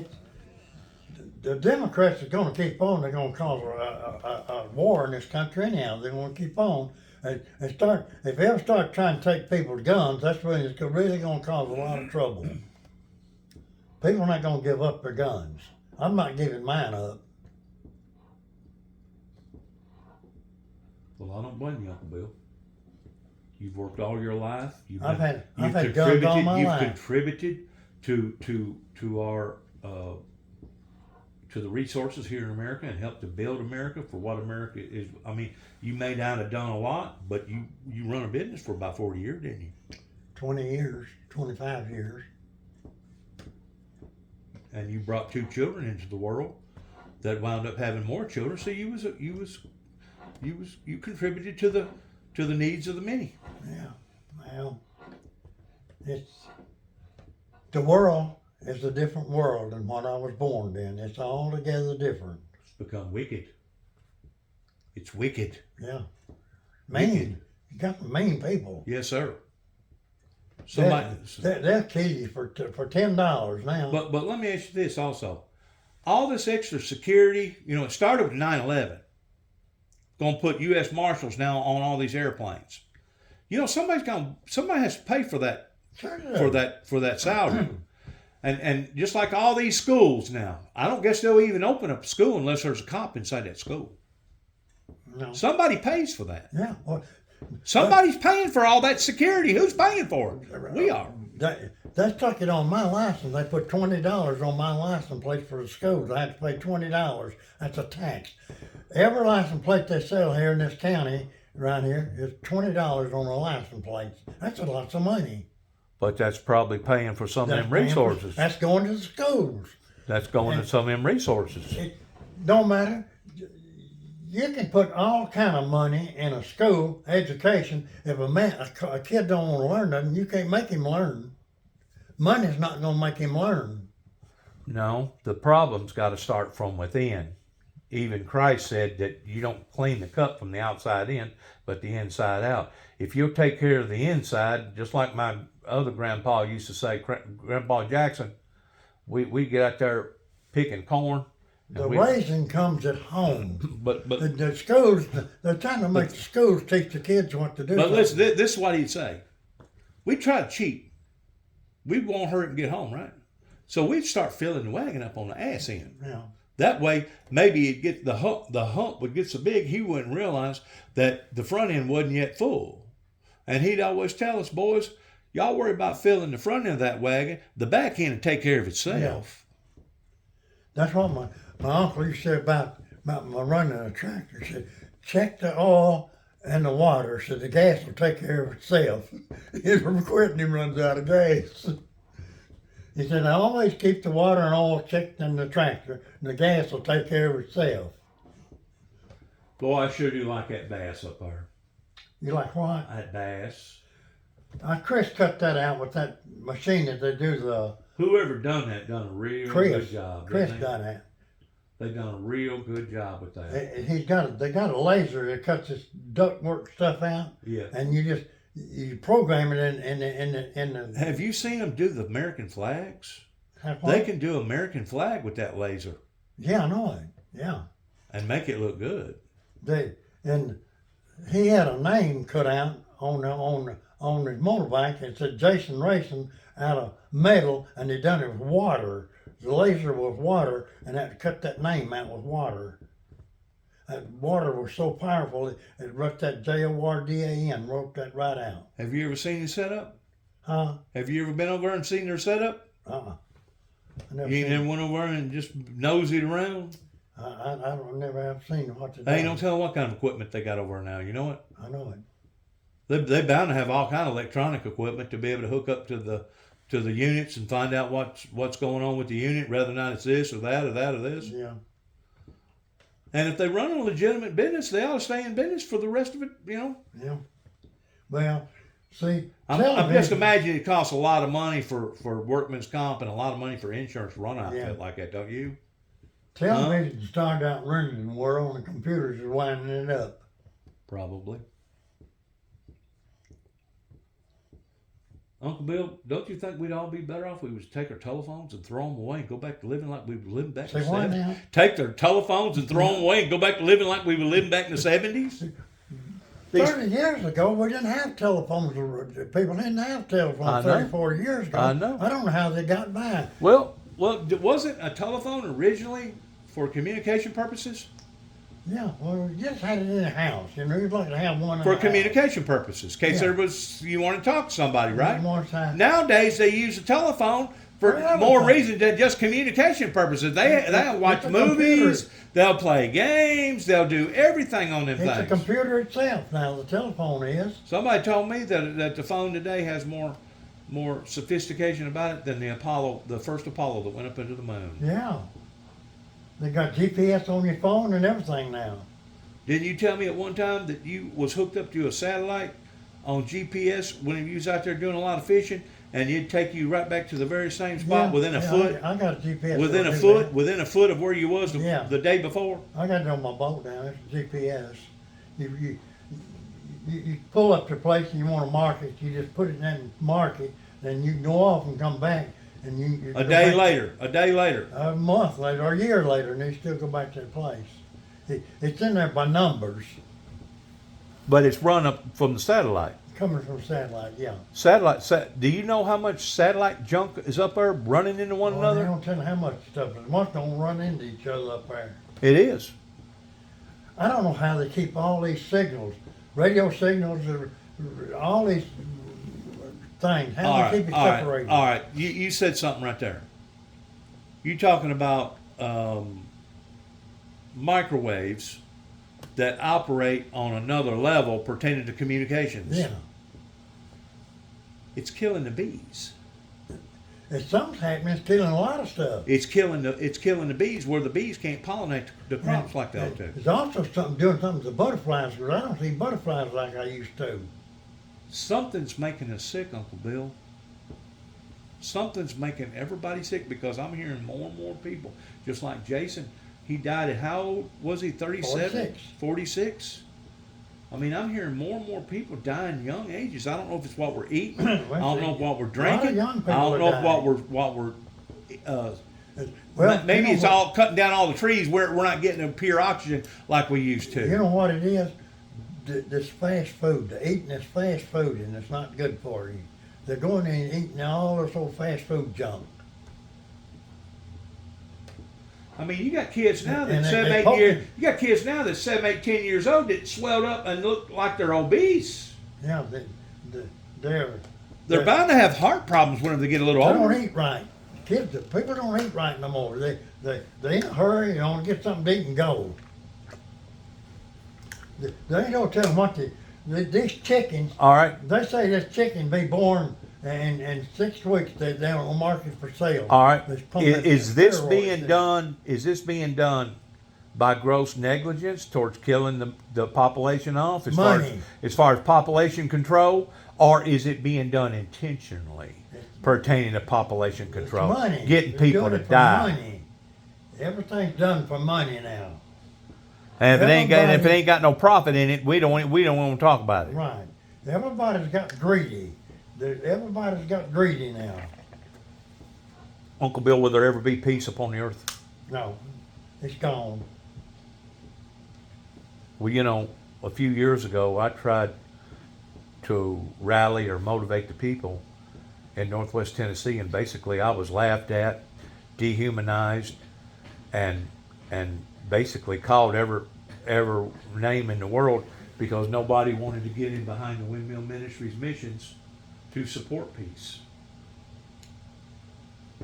And my message was a message coming directly out of the Bible, representing the Lord Jesus Christ, but it was also a message talking about end time events pertaining to Revelations and the mark of the beast and one world government and the 2 witnesses and the false prophet. And I don't know if I was ahead of my time, but I never could rally the people, Uncle Bill. And you know that I spent a lot of time out there trying to get a movement going, and I never could. Yeah. Well, there's just one intent for that, but I don't guess. I don't know. It's just the world is in a turmoil. Everything is speeded up. I think time is speeded up. I do too. The weeks, it seems like Monday comes and no longer it's weekend again, Friday. That's right. Well, I'm going to tell you something else. I took notice of this going from here to Clarksville. You know, going from here to Clarksville, once you get past Dover, you got some pretty long stretches going into Clarksville. Yeah. I'm talking about you can go over one ridge and look and see, well, that looks like about 3 to 5 miles before I'm ever going to get to that point way up there before the road starts deterring off in another direction. You know, back in the horse and buggy days, do you realize how long that it would take to go 5 miles in a horse and buggy? Oh yeah, it took a long time. But now we can do it in minutes. Can you imagine? 2 minutes. In 2 minutes, we can be in that area where it used to take days. It took days for them people to make that destination. These people that went out west, over the mountain, they took the wagons apart and let them down mountain and pulled them up. Lewis and Clark days, yes. And are the days whenever they basically got caught in a snowstorm, and they basically had to turn to cannibalism to eat one another.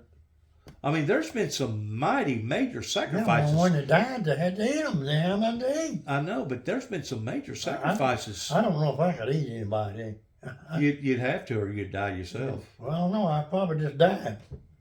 Have you ever went starving? Have you ever starved yourself? I've been hungry, but I ain't never been starving. I've never had. You never had your old belly start growling and just curl up in a knot? Yeah.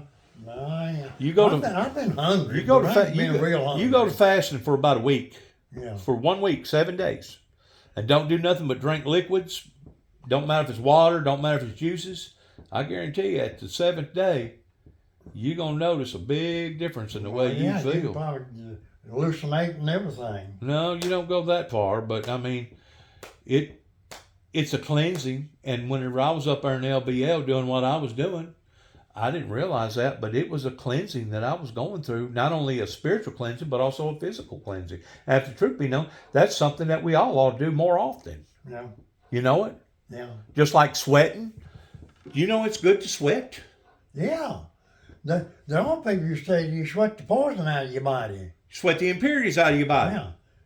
The parasites and stuff. Get the parasites and the People don't impurities do out no of your more. body. They're in air conditions all the time. Right. They don't sweat no more. They're living in a completely different world in Yeah. comparison to what was normal 100 years ago. 100 years ago compared to now, Yeah. it's a completely different total world. The old people used to say it's good for you to sweat. You sweat all the poisons out of your Well, system. let me say this. Whenever my mother was growing up, when my mother was raising us boys up in Chicago, and you know as well as I do, some of them winters up there in Chicago was brutal. Bad. She would dress us up, bundle us up in all kinds of insulated stuff, put gloves on us, and purposely put us outside. I'm talking about infants. Put us outside and leave us out there for about 5 or 10 minutes. Uh-huh. And somebody asked us, said, why are you doing that? Well, because it's a way of making adjustments to where the body gets used to the cold versus the other temperatures. Yeah. That way, if you ever have to get out there, you'll be able to take it. It'll make you tough. Yeah. If you used to do that today, Uncle Bill, you know what would happen to you if they seen you doing something like that to an infant? They'd call the law on you and have you arrested for child abuse. Yeah. You hear me? Well, even women kids now, they do that. They'd have you arrested for child abuse, and it didn't matter what your excuse was. Well, I'm just trying to stiffen up little Johnny, and that way make him a little tougher. That way, whenever he gets out here in the real world, he'll be able to handle the code. Yeah. The judge would laugh at you. Yeah. A judge or a jury would laugh at you. They'd say you are crazy, crazier than a you know what over a you know what. You know, talking about a judge. When I was in business, I got a court order to be on jury duty at Trenton. So I went over there and I told the judge, I said, I've got to close my place down. People wants the car. I got the word. He said, I'll give you a week off. You can train somebody to run your place for you. That's how stupid that judge was. Giving me a week off to train somebody to run my business and do the work. That's how stupid he was. I told him that I run my business, I own the business, and I've got work to do. People's got the cars tied up. They got to have the car. I can't be out over here on jury duty. And he said, well, I'll give you a week off and you can train somebody to do that. See, it's gotten so bad now in these bigger cities, particularly these body shops. They go by square feet in the shop. And, you know, it used to be common to walk into a body shop years ago and somebody was working on an old heap. They was doing it on their off time or whatever. You don't do that no more. No. That space is valuable. And in that space, you could actually have a car tore down and make another $3,000 or $4,000 off of a wreck. Yeah. Every foot matters now in a body shop. Every foot. It's really gotten down to the nitty gritty. But the body work is a trade. It's a gift. It is. You But so is an not everybody electrician. can So do is a brick mason. So is somebody that can build a house and build it right. it. People's got talent for do stuff, you know. It's a craft. It's a craft, Yeah. and that's what's happened to our younger generation. Everybody said, "Oh no, don't learn all that stuff. Go to college. Go to college. Get a degree. Get a degree. Get a." It ain't worth a dime. College education ain't worth a poop now. Well, you see what our government just had to do? They had to declare, what was it, over $1 trillion of debt. Had to basically just throw it out the door. Yeah. All these people that went to college for nothing. And I've said all along, a lot of these people that go to college, they're not going to college to really enhance their life or to better their career. They're going to college so they can play around with the girls, so the girls can play around with the boys. It's just another big party, Playhouse. just another big playhouse. Yeah. They just do it now on more of an adult side. Yeah. It's in college. It's a waste of money. Well, it depends on what you want to be. I mean, if you want to dedicate your life to science, and you want to create medicine and stuff like that, there are certain benefits to that stuff, Uncle Bill. Yeah, like they create medicines up in a non-gravity, up above the space that you can't do down here during the gravity. They can actually create stuff up there that you can't do down here. So there are benefits to science. There really is. Yeah. And there's benefits to modern medicine. I mean, look how far we went with medicine. Handwork, to work by hand. You're gonna have somebody to do that. Well, that's probably the reason why that they've allowed for all the Mexicans to come over here, because do you realize what this country would be like if we didn't have them over here? Yeah. Huh? Do you realize what the labor force would be like if we didn't have all the Mexicans over here? What would we do? Would we rely upon little Johnny and little Sally over here to start building houses and doing stuff that's supposed to be done? They ain't gonna get no dirt on their nails. They're not gonna get out here and get all sweaty and stinky. My son has told me this, that ever since COVID's hit, whenever it comes to getting good labor, he said you can't get good labor no more. He said it's all substandard labor. He said you hire somebody, he said if they work for a whole day, you've done real good. He said, and if you work for a week, you've done sure enough good, because usually they'll either cut out at the end of the day or they'll cut out as soon as they get the check. And I said, well, how many are you talking about? He said 9 out of 10. 9 out of 10 people, what they'll tell, whenever it's all said and done, this work's too hard. I got to do something different. Where is your son now? He's in Alabama. In Alabama. What are you doing in Alabama? I can't reveal that. I live such of a life of seclusion, and I just don't want to reveal. Is he married? Yeah. Got kids? Yeah, he got a little girl. Yeah, okay. My granddaughter. She's over a year old. Now, what's his name? Nicholas. What? Nicholas. Nicholas, that's right. Nicholas, kind of like St. Nicholas. Yeah, I remember now. Yeah. He's now 46. 46-year-old. Or something like that. He was born in 1979. When was Jason born? When was Jason born? Gosh, I don't know. Oh, come on, Uncle Bill. That was your only son. But right now, I can't call it. Was it it had to have been. It's in the 60s. No. I mean, 70s. It'd been the 70s, wasn't it? Yeah. In the 70s. Probably the early 70s. Probably more like 72. He was 46 when he died, and he's been dead 9 years. Yeah. Yeah, he was born in the early 70s. May actually been born in the late 60s. Yeah, the late 60s or 70s, yeah. I'm thinking 69. May have been.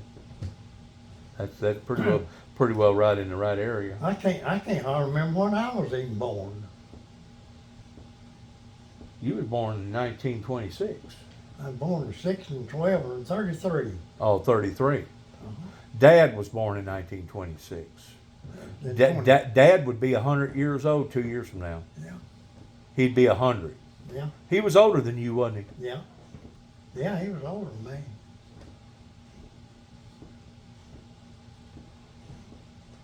He was a character, wasn't he? Yeah. Yeah. He was good though with his noggin if he wanted to be towards creating stuff and making stuff happen. Yeah. He just wanted to do it in a Well, him and Charles, they all went off and left me. What did they leave you left the for? country. What did they abandon you for? Huh? Why did they abandon you? They just left. Well, you wasn't part of the gang. I know, but they well, You wasn't part of the gang, Uncle Bill. I was working at Trenton Motor Company, and Charles and Bobby both worked at Trenton Motor Company with me. Bobby left, Charles left, and left me at Trenton Motor Company. It was all gone, it was all. And first thing I know, they was in California, you know. They just, Trenton Motor Company down there where they used to have First Monday, yeah, where they had all those cows. yeah. That's the first You one. you worked down there? I worked in Trenton, yeah. That was a long time ago. I was back in the 40s and God, that was way back there, wasn't it? 40s and 50s. You probably seen Trenton. You probably seen water actually get into your business right there, hadn't you? Yeah, there's a lot of water getting down there. Because man, that used to flood bad, didn't it? Troy McFarland and Hoss Hill and Sylvan Milligan owned the Ford place.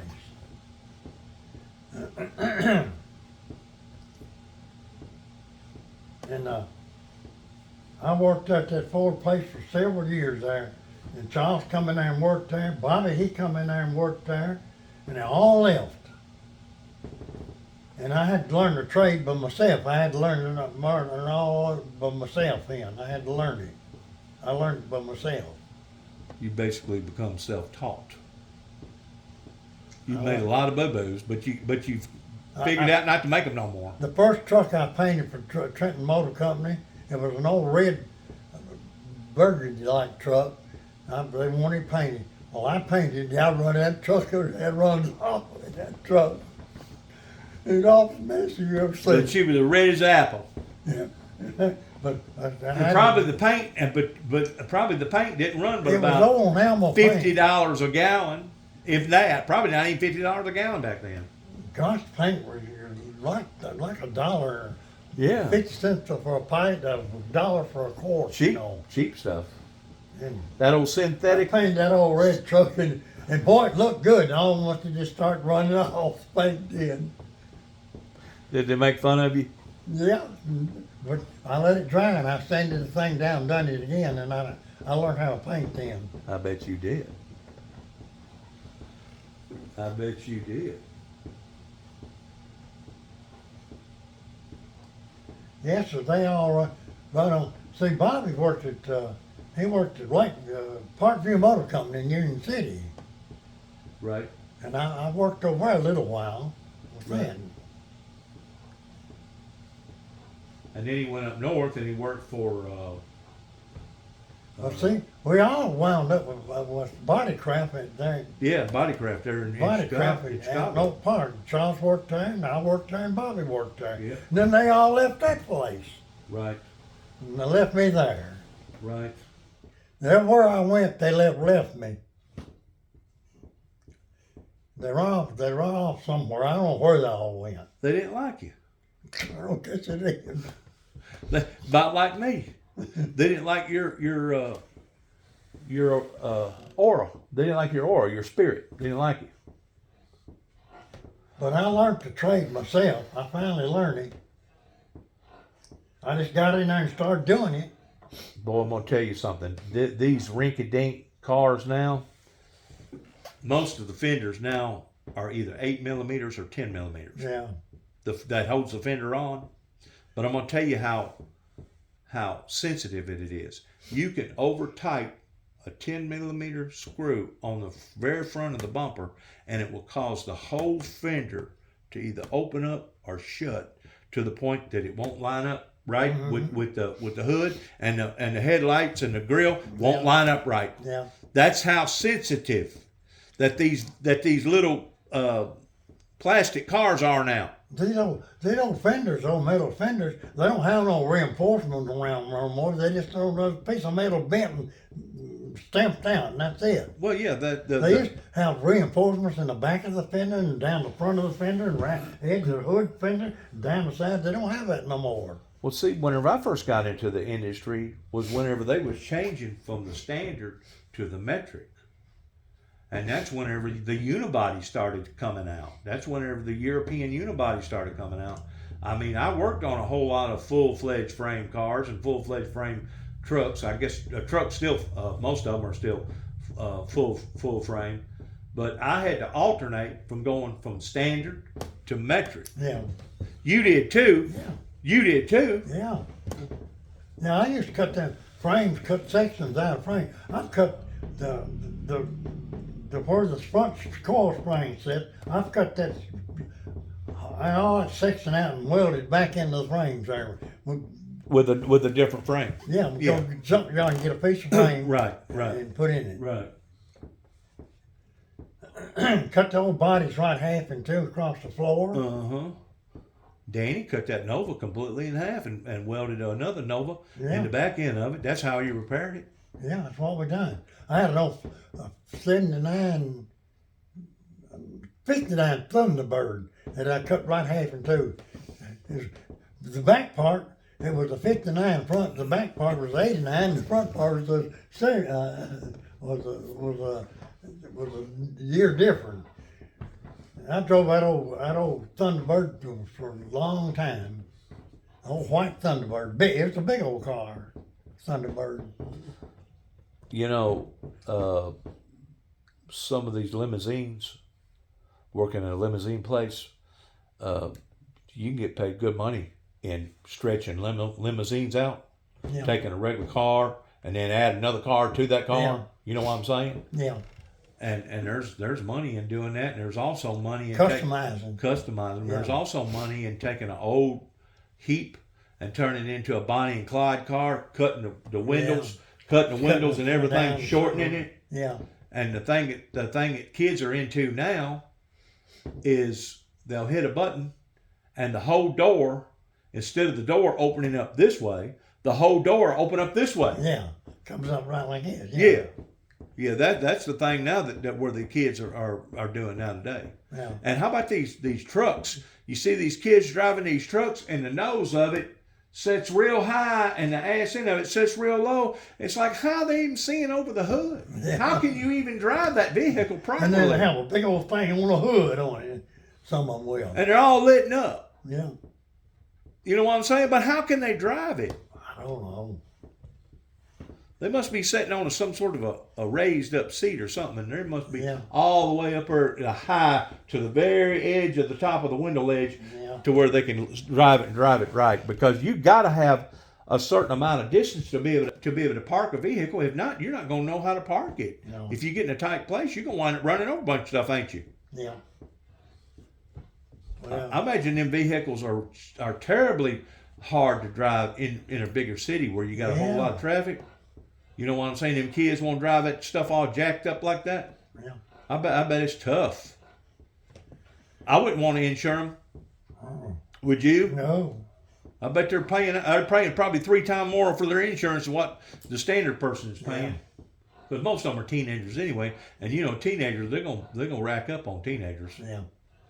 They're gonna Well- rack up on them. Yeah, well, yeah, with insurance company, you're either too old or you're too young to charge you the part.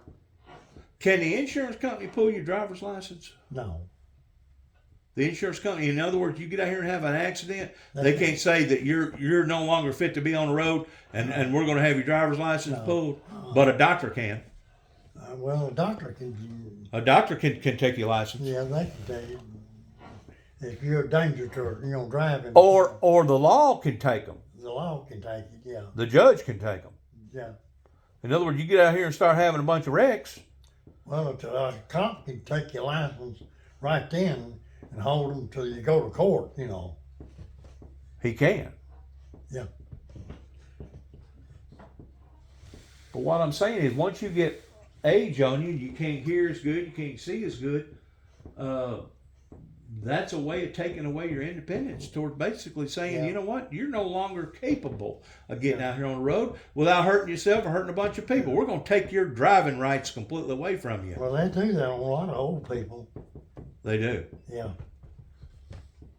But is it mandated by a doctor or mandated by a judge or is it volunteer? A doctor usually requests that you not to drive no more. You know, a doctor's almost got the power of a judge. Yeah. You know it. And then Did you know that a doctor never has to go to a grand jury? do what? A doctor never has to go to a grand jury. No, they're exempt Well, because they're too important. oh yeah. Well, I was too, but they called me. But I had to be on the grand jury and the regular jury.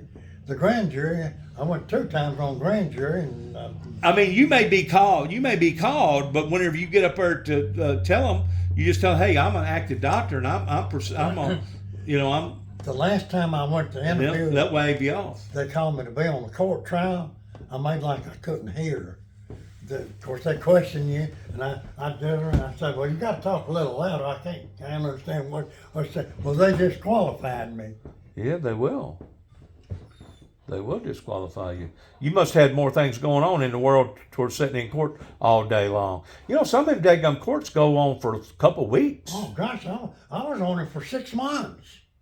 6 months. Yeah. Must have been a big case. Must have been a No, murder. I was just on jury for 6 months. Oh my God. That means they could call you at any given day. They called you and let you know when you had to show up for jury. And you know what they pay you a day? $10. How do they expect for a person Oh, to fulfill judges. their civil duties, and they're only going to pay them peanuts? You don't even have enough money to buy a McDonald's No. burger. The judge joined great big money and the lawyer joined great big money. Right. And now you are joined $10. And they paid you for the driving. But yet, no, you're supposed to be adequate towards doing your civil duties in case they do call upon you towards doing jury trial. Yeah. So that's another thing that's all screwed up about our courts, is it not? Yeah. They take people out of their work, and they got so many people out there loafing that they could get. Exactly. And they took me out of my work. Exactly. Well, that's kind of like all them stimulus checks.